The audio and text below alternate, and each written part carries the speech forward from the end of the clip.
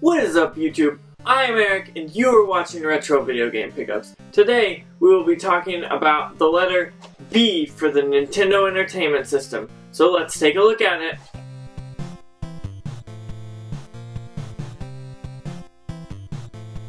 So I was looking at my collection and I figured out that I have about 10 to 15 games for the NES to start with the letter B. I've narrowed them down to my top 3, and then if you stick around to the credits, you'll see an honorable mention.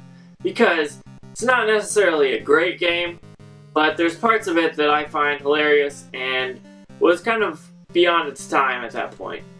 Okay, for the first game that I chose for the letter B is Batman Returns. So, as you probably know, there's a few NES Batman games. So I decided to narrow it down to just one, and I chose Batman Returns. It's a very fun game. It's a beat 'em up. If you like beat 'em ups, this is definitely a fun one for the NES. You go around and you're trying to protect the city of Gotham. So what happens is you get on the streets and you start beating people up. Everyone comes at you, whether it's one person, two people, three people, whatever it is. It's quite fun. You just beat them up. That's how it's described. So what I like about this game is that Batman not only can punch and kick, but he can do like this cool slide into everyone, and that's very helpful whenever you're far away from someone and you just want to slide into them and then beat them up and then slide away. So I like that functionality from the game.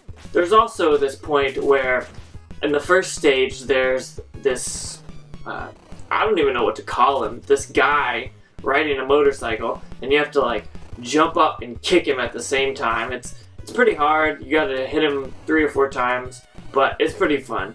It's not too hard though. So if you're out there looking for a good NES game and you find a Batman game, pick up Batman Returns for the NES. So number 2 for the letter B is Bobble. And I'm sure you have played this game, or you've heard about it, or you've played Puzzle Bobble, or anything like this.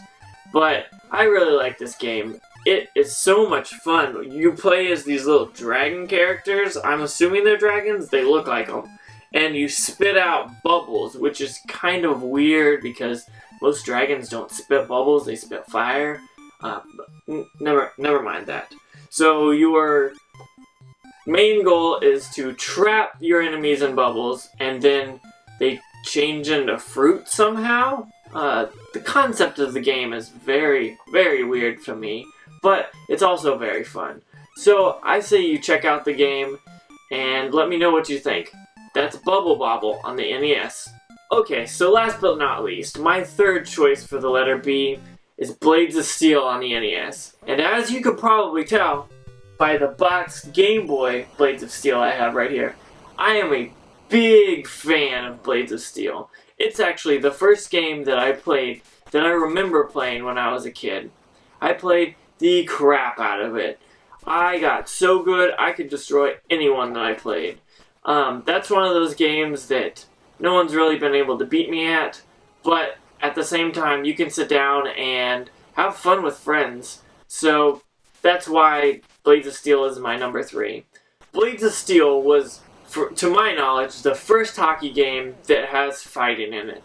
So what happens is you skate up to the guy and you both kind of go at each other, and then if nothing's settled there, it transitions to a fight scene. And most people, if they like hockey for the fighting.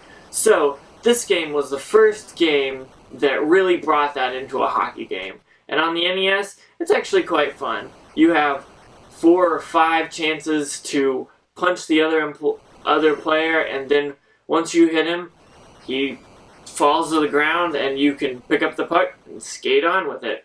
So that is my third choice for the NES for the letter B.